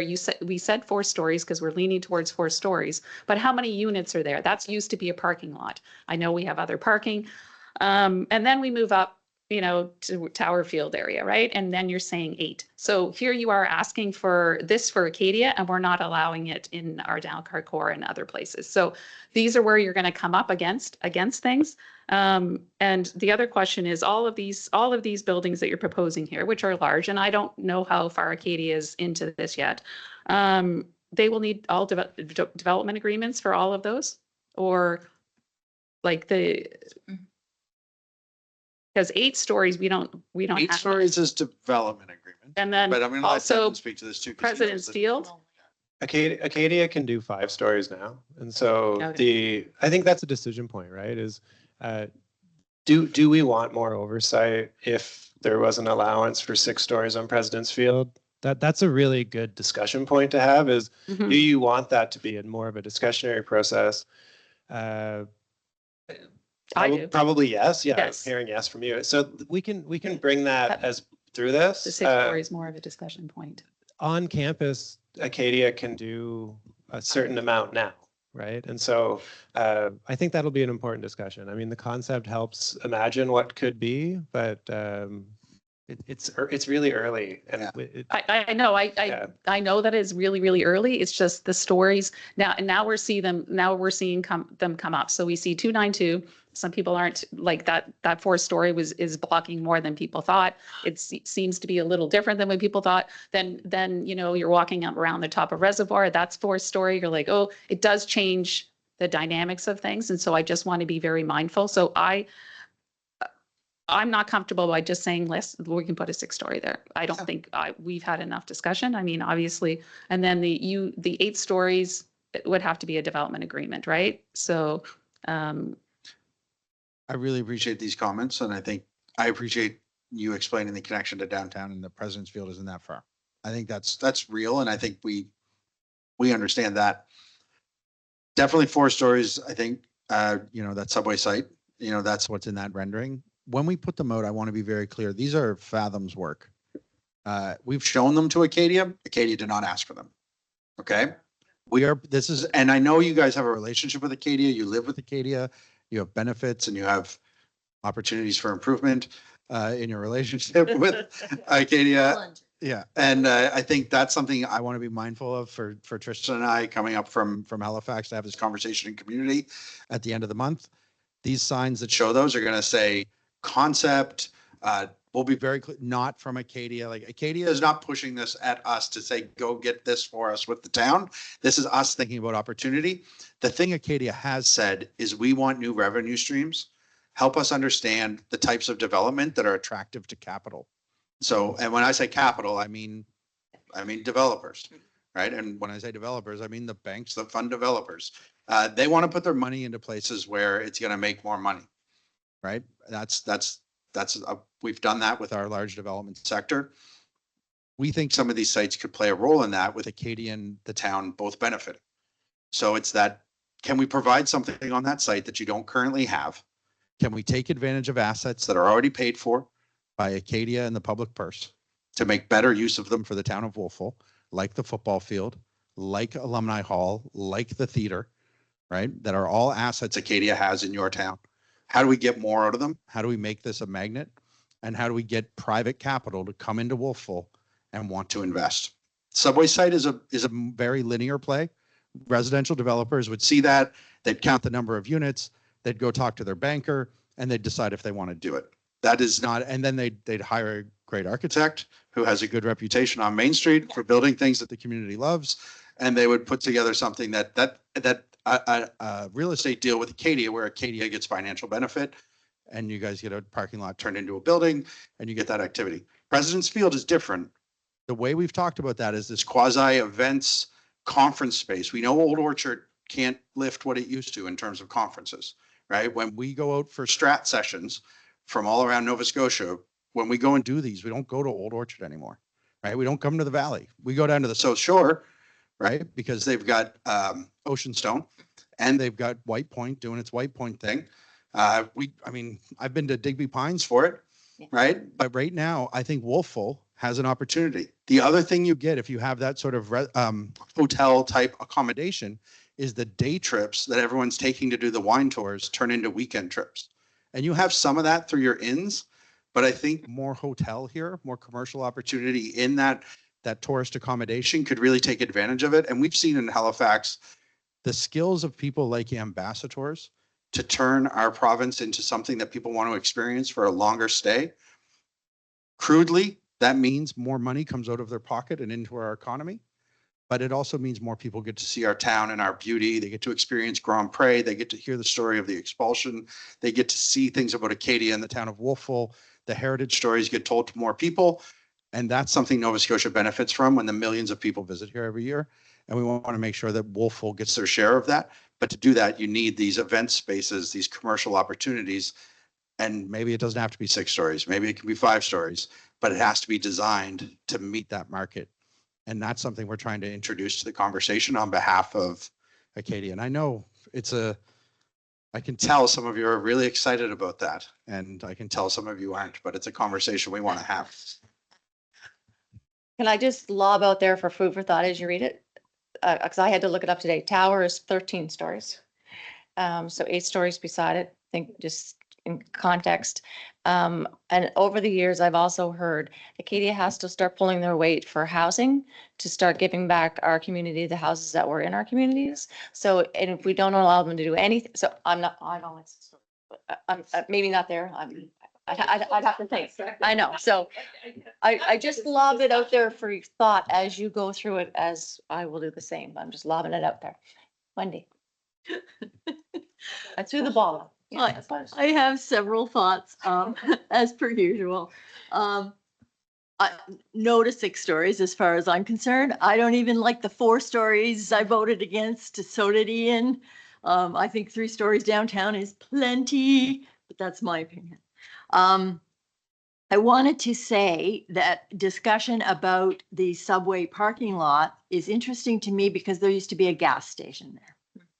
And I don't know what work was done to remediate anything there, and maybe there isn't a need, but I would just like to flag that for you. It was also used to sell farm equipment and spraying and all that poison, so just saying that.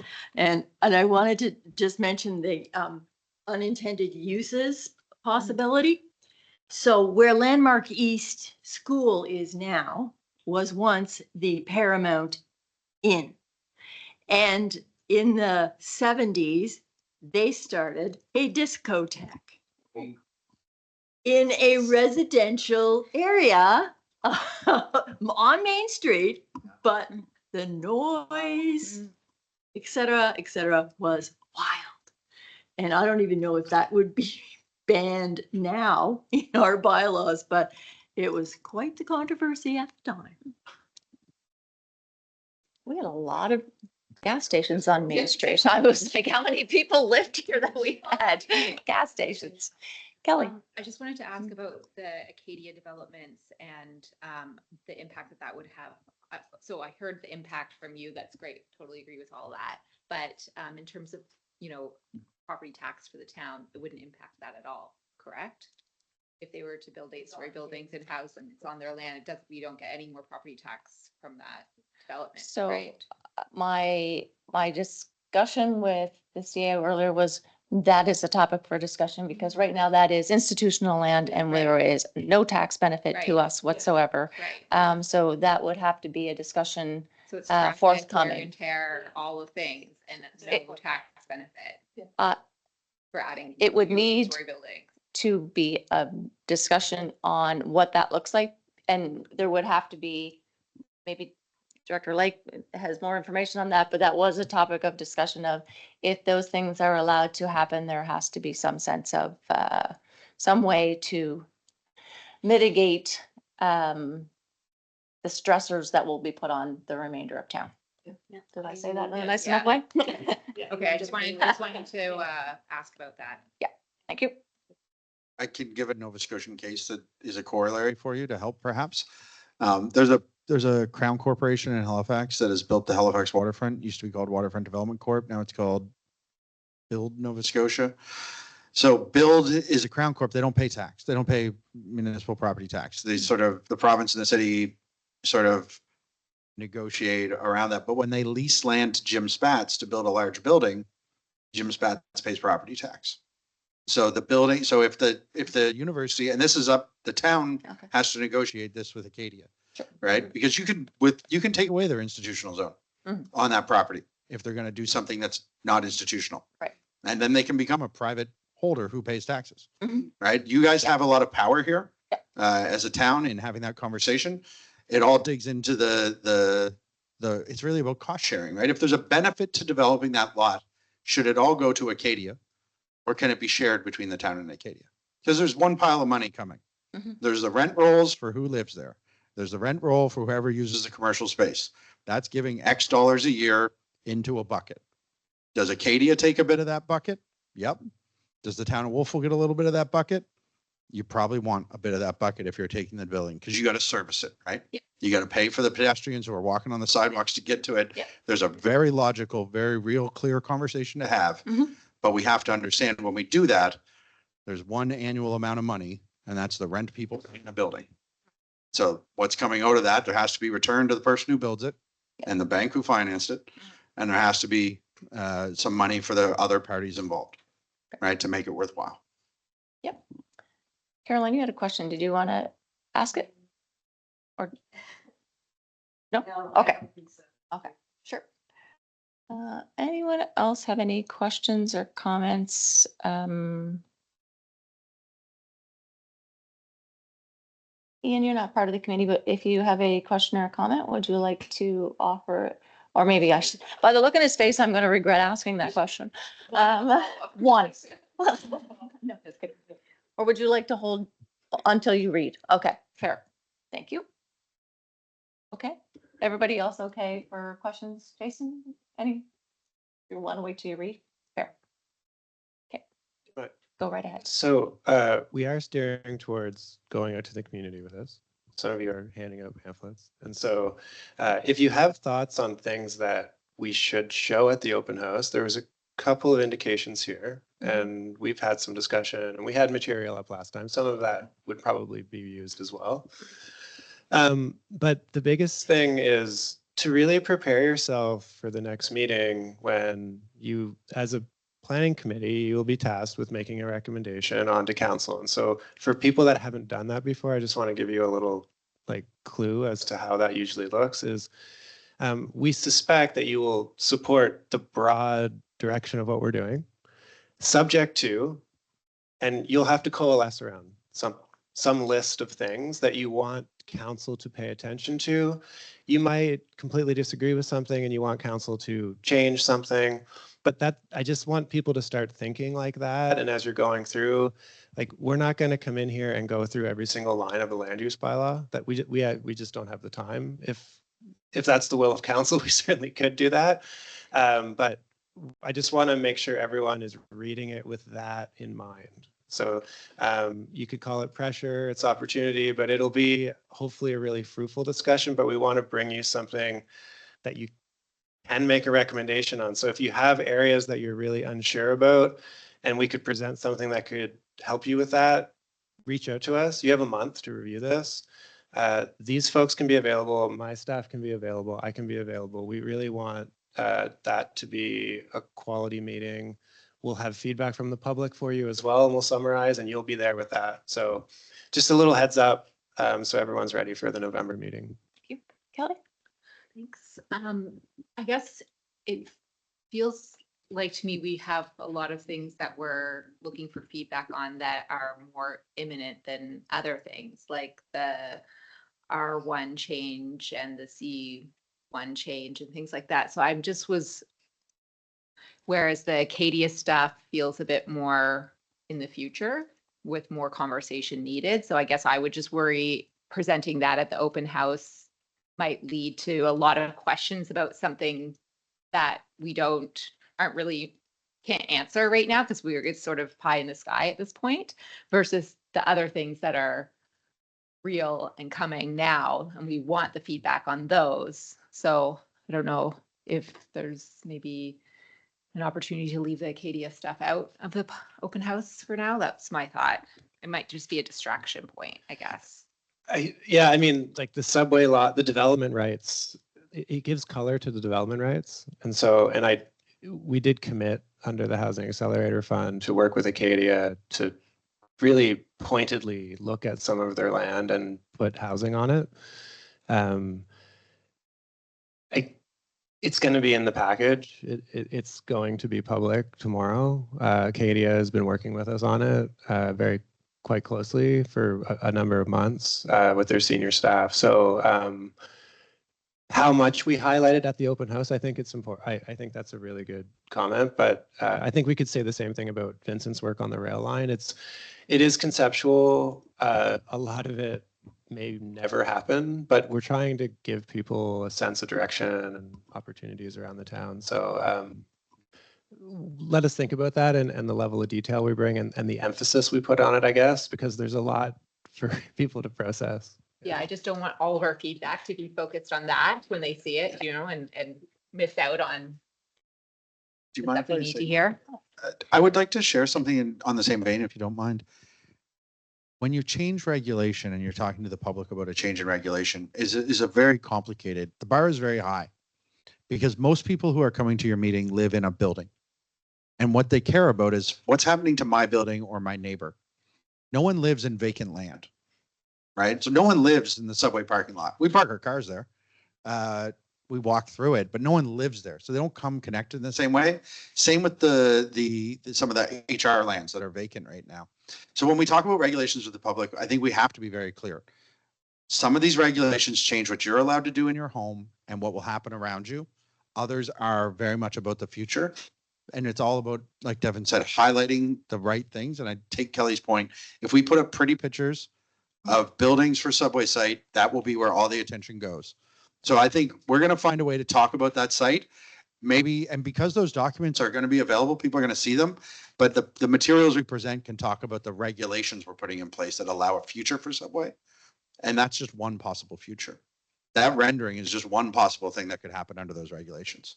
And that's something that the communities, especially communities that are used to development agreements, where you get to see every building, you get to speak for 5 minutes at council, you get to have a big contentious vote about it. DAs are something everyone in the community gets engaged in. When you make things as of right, something will happen there without the public hearing. Mhm. So when you take, like, that is something that is powerful for supporting the development of housing. It's powerful for making sure we have the housing we need for people to live in the towns we want them to live in, that have the amenities that can support them. But it is really hard to convey to a public that is used to doing everything by DA.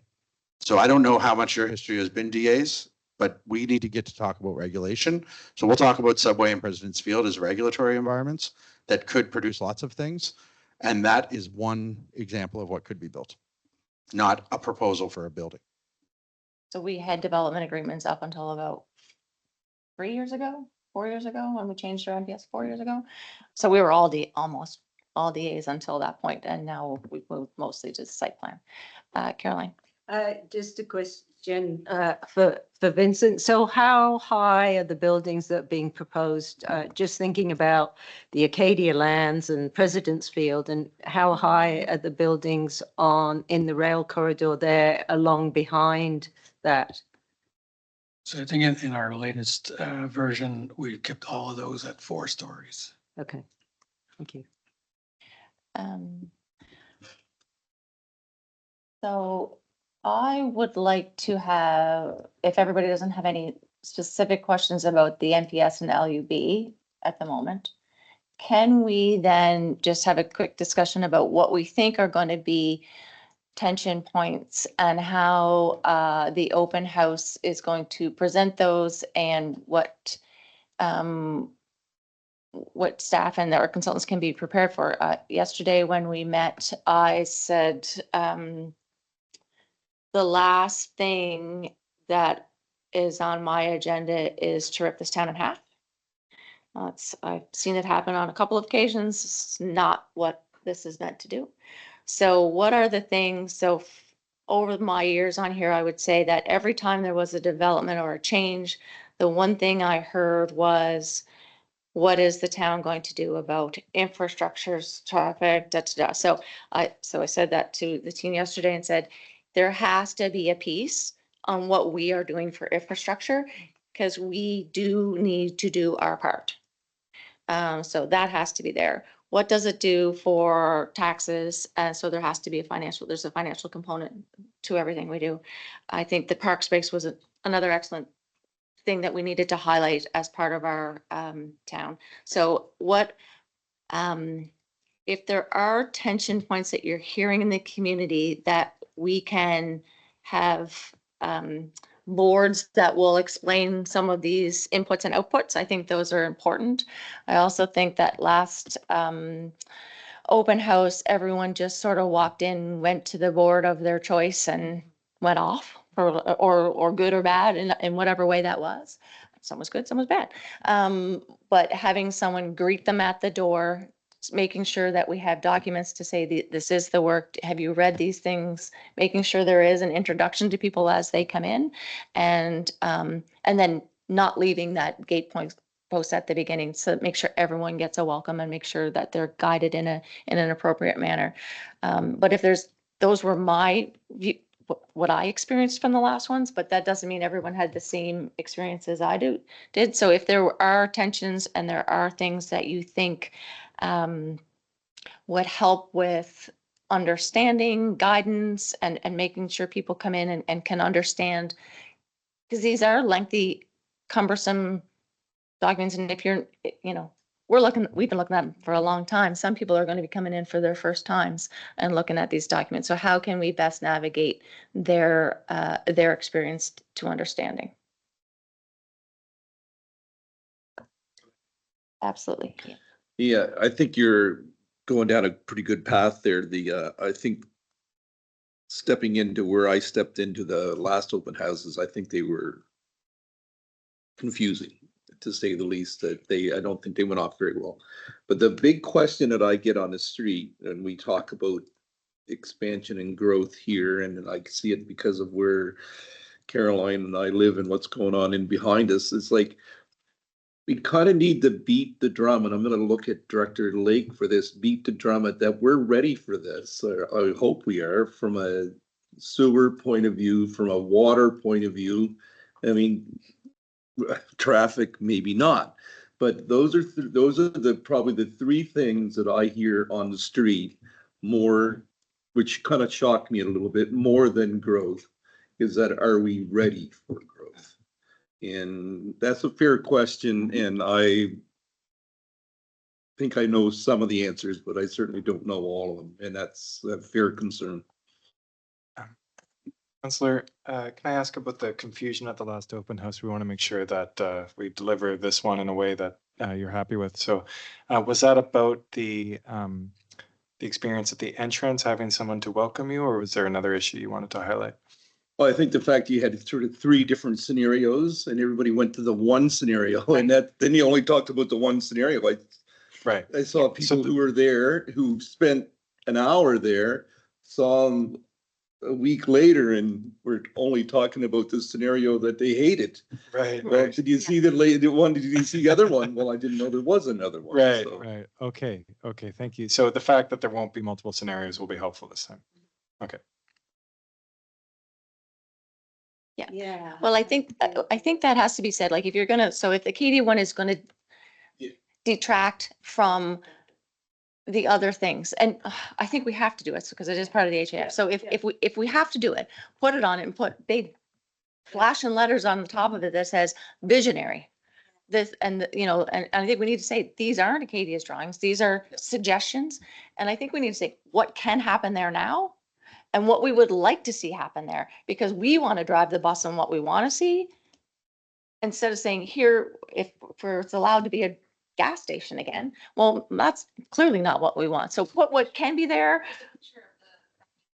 Yeah, that's what can be there. And that's not really great either. That has potholes and trip hazards. I think you're, Yeah. you guys have hit, this is brilliant feedback for us because it's the vacant lot. Mhm. It's what you can do today under the current Right. bylaw and then what you can do later. And then I don't think we put on, I'm not sure, we'll talk about this.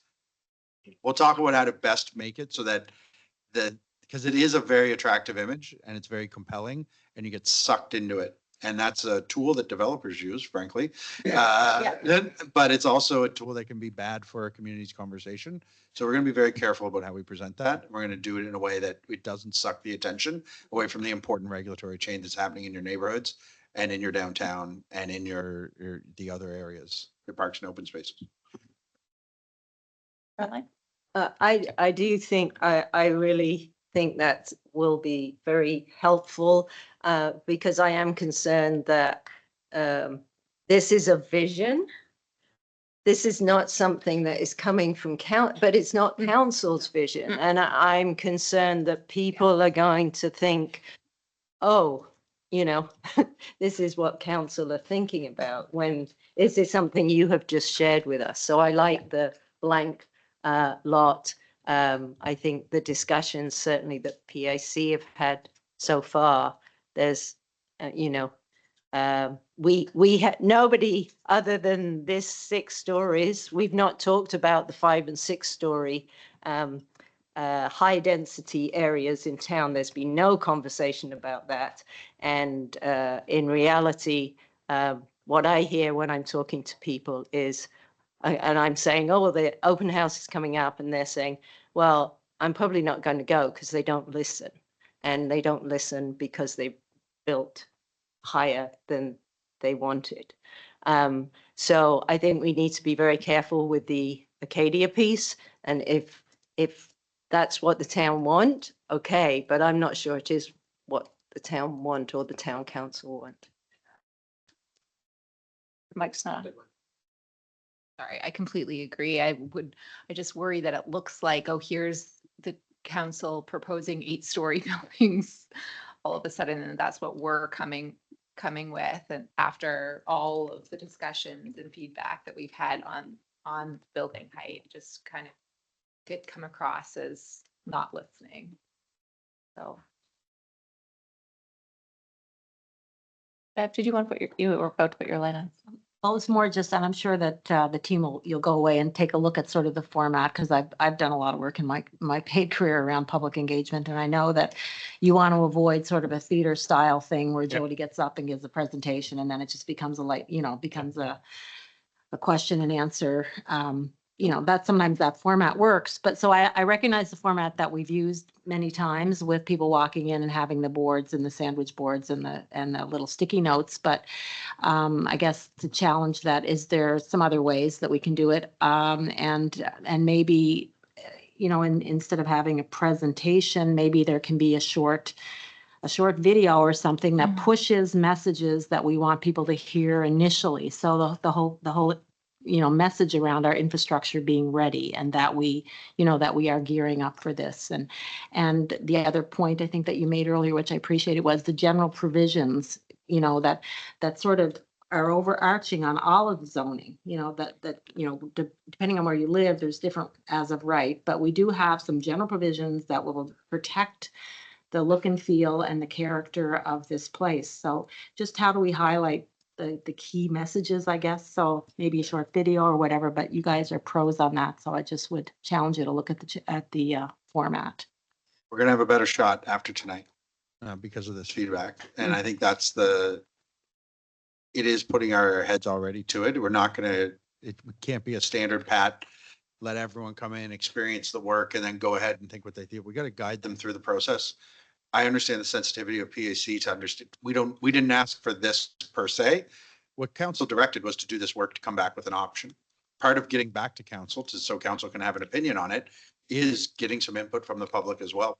We'll make sure that's explained clearly that this is not, we're not asking, and again, in a community that has perhaps grown up around the development agreement process where everyone gets a say and then there's a vote. This is not that. This is a different thing about writing rules. We want to show you the rules. Your council has not yet said what they think, and your feedback is going to be really important so they can make an informed decision as a council. And it's a hard job, right? That council job.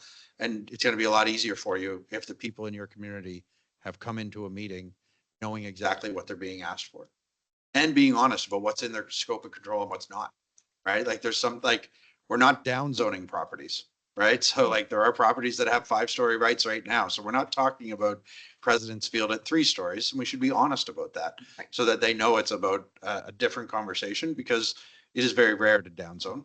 And we want to be able to see our institutions have success the same way we want our small businesses to have success. Acadia can do 5 now on that field if they want to. And I think that needs to be clear. Yeah. Like, even if we don't ask for 6 or that drawing, they can still do 5. So people need to know that that is a possibility, because it's a reality. Jen? No, it's okay.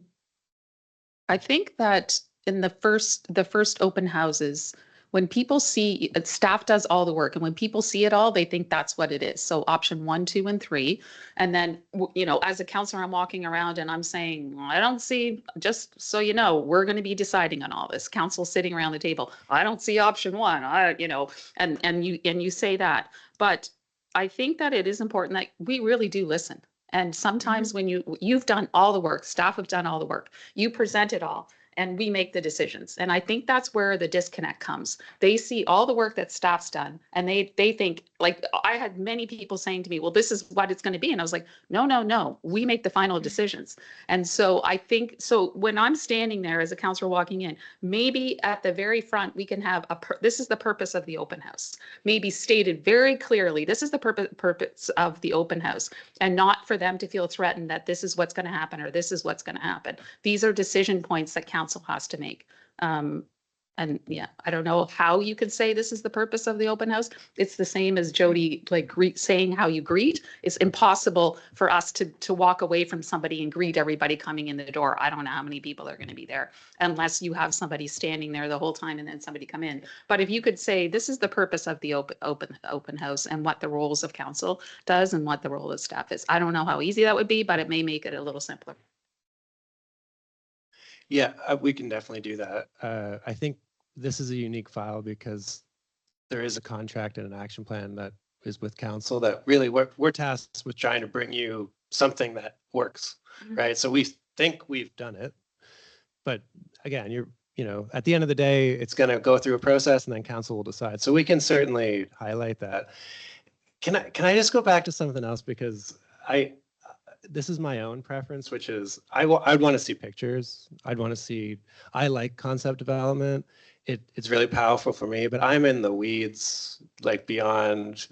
So yeah, it's my job, and it helps us regulate, right? So when we do concept development or secondary planning or different things, it's often conceptual, but it can stress test our regulations. And so that's really helpful for us, but it was really interesting to hear, you know, let's maybe not show the fancy pictures because that might just steal the whole show. And we also have Vincent's work, right? Which is, it's not really new. It's just, we sort of just dusted it off from 15 years ago. It's essentially the same. It's really not that different. It actually has less development in it. And so again, I don't want to put Vincent sort of at a little sideshow where everyone is kind of, so is there comfort with keeping this really more regulatory and more general and not bringing in some sort of the colorful images? People can still look at the colorful images on the website, but when we're putting big boards together,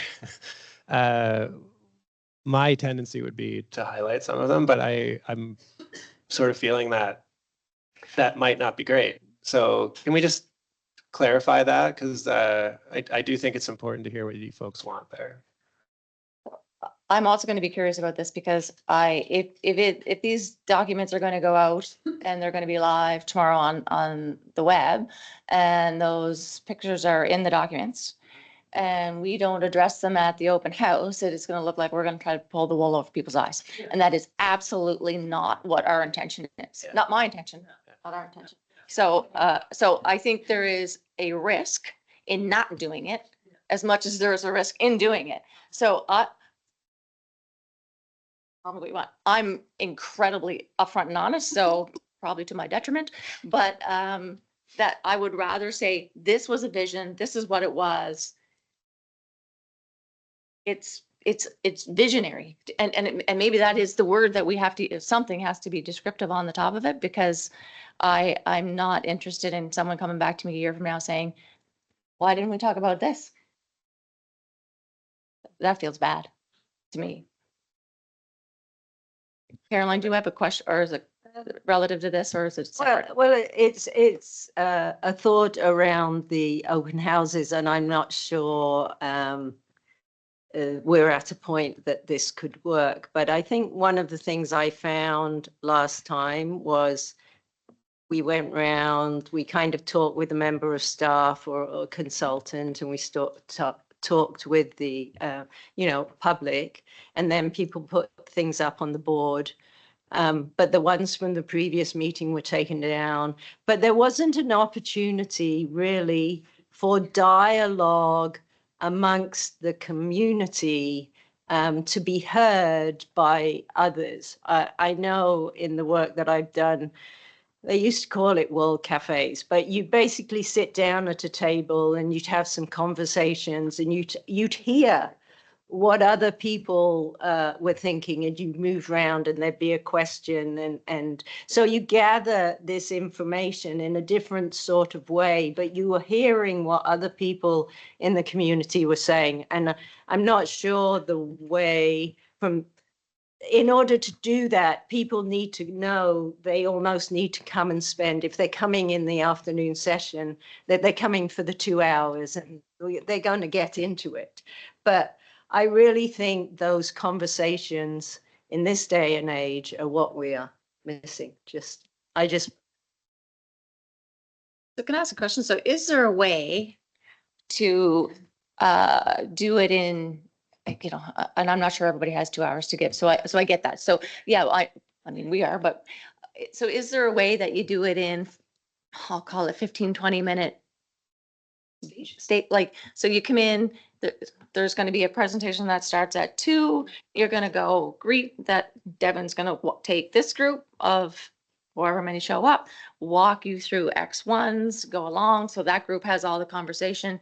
Maybe there's, and then the next group comes in 20 minutes later, or whatever, or maybe it's 5 minutes later. And then you take the next person group through, and then the next group Tristan takes through. Like, I don't know, like, is there a walkthrough of those things? Maybe that's impossible. I don't know. Could be impossible. Well, I like to dream big. Like, I see open house, like people are coming and they're gonna want their question answered. What about stations? What about if you have somebody staying at one station and then, you're going around? Oh, sorry. But that was last time, and I think Yeah. that's where people didn't get, because they only came in, they only saw, They had one agenda.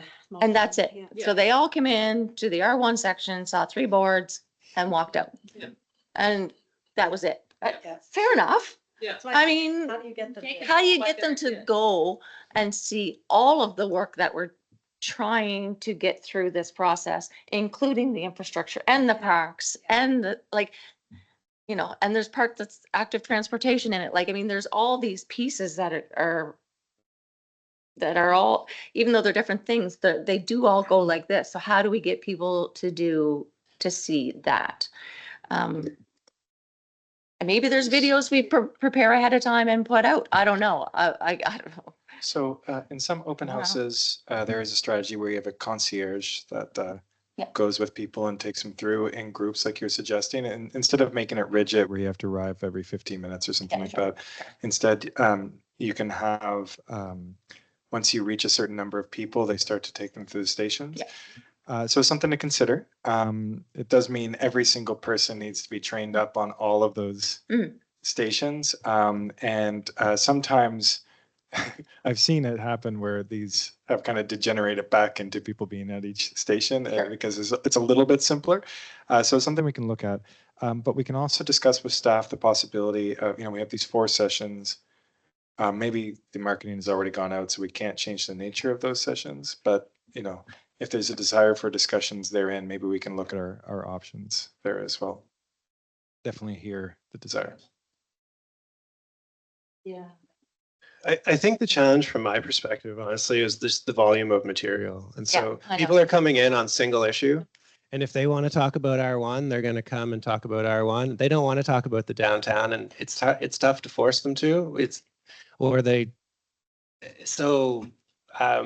We'll think about it. I think there's been a lot of good feedback around fine tuning this. I really don't know if I know anyone in this town that says, I'm only interested in R1. I don't care about your infrastructure. I don't care about downtown, and I don't care what the downtown, and I don't know what commercial looks like. I wouldn't know one person who would tell me that. Even if they might come in because the R1 issue might be their thing. I'll bet you if you said, yeah, we're going to talk about traffic, we're going to talk about Main Street, and I bet you they'll stay. I just to cover that That much volume. Yeah. It's a lot to train everyone. Like I could probably take someone around and talk about the holistic town view and everything that we're doing. I can't bring a young consultant from Jacob's office in and expect them to do that. It's unfair to ask them to do that. Okay. So we can do maybe presentation. You guys will figure it out. Yeah. Yeah. So if you come up with a plan, would you share it with us beforehand, and maybe we could give, sorry, I'll turn that on for you. Or go, never mind. I will stay out of the weeds. It's really soon, right? So I know. Yeah. And the intention is to show that we're really trying to show what we landed on. So here's the zones. It's a land use exercise for the most part. Some of this peripheral work is not the focus of the meetings. And so we are showing, here are the directions to meet your half requirements to move towards the legislative process. That's really, we're really trying to do that. Fair. Yeah. I think you have heard what our concerns were, what we would like to see happen. You will come up with a plan. I think they're gonna hit a home run. I think with this feedback, it's not about choreographing at this point. It's about the right information at the right time, so they come and they're ready to engage, and we can certainly do that within the bounds of your resources. I think this conversation is probably the most valuable thing we heard tonight to make sure those 4 sessions are gold. And I think they're gonna get it. I don't know how you address this, but I think one of the things you're gonna feel, or you're gonna get from feedback from a lot of the citizens, is that the town is getting too big. And I don't necessarily agree with that, but I would think that we want to address that somehow, that being a little bit bigger isn't a bad thing, so that you're going to hear a lot of that we're getting, because there is a lot of growth coming right now. We get a big smash of it coming in the next 3 years, and then that will kind of peak us off, I think. But I think you're going to feel a lot of people thinking that let's calm down here for a little bit. So that's where you're going to get a lot of that. So we send all of those folks to you, Chad? Yeah. I can tell you where he'll be. Well, and I think we're going to get some of it as, as council is going to be giving out, and maybe everybody is, I don't know, giving out some of those flyers.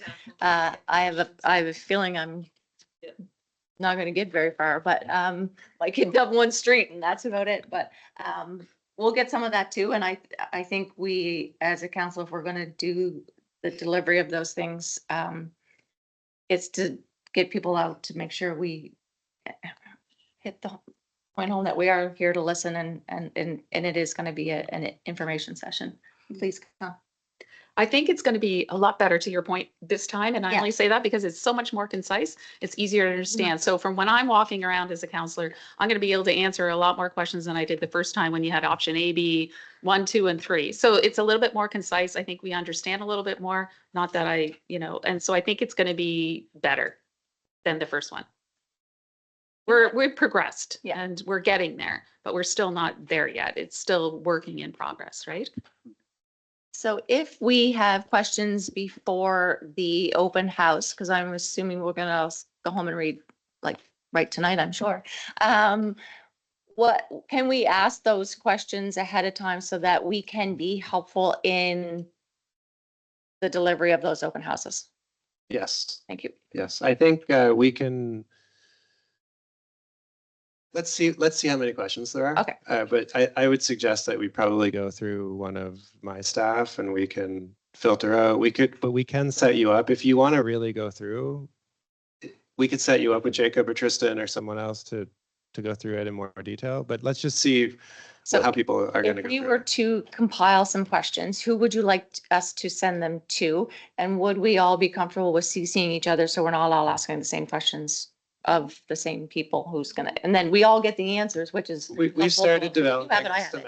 FAQ, and so I think go through Lindsay. She's really coordinating this, and I just don't want everyone to start sending No. someone sending to Jacob, someone. So just send them to Lindsay, and we'll triage them from there. Perfect. That's perfect. Yeah, because I know that when Jason sent in yours, that was helpful for all of us, because then we all got the same answer. So that's helpful for everyone if we all do that. Great. Just wanted to say that on the feedback on the open house, a lot of the feedback was focused on the start. So I just want to say we're going to pay a lot of attention to a really, really strong start when people arrive, and that'll address a lot of the other concerns as well, because people really understand how to approach the room. Wonderful. It is 8:30. I want to be respectful of everyone's time, but I think that was a really great discussion. Are there any closing? Should look at my own agenda. To see. Yeah, do you want to Because just we had a to round tell you about the package? Just Yeah. Oh, yeah, we need to get the package. I was thinking we get the link, but I guess we're gonna get paper ones too, so that's good. I'm holding For the the old schoolers. box of sacred Boy. manila envelopes. Yes, I have a package for everybody. In there, there's a little info report, just a couple pages to give you a little bit of a preparation for digging into the actual documents. There's a draft land use bylaw, draft MPS. There's a chapter on Acadia. So that would be the final chapter of our implementation package, which was package 1, 2, and 3. So that's separate, and it has the MPS and LUB section stapled to it. So it's all in one spot. There's the design guidelines draft and a new zoning map for you. So I have those. I also have a ton of brochures if you need any more to, if you're helping to distribute those. I've got a bunch of them. So please come and see me when we're done. I see Mike just sent a message. Someone online here. Oh, that's my father. Left my package. Yep, perfect. Father.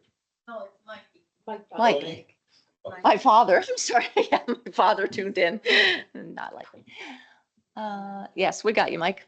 Thank you.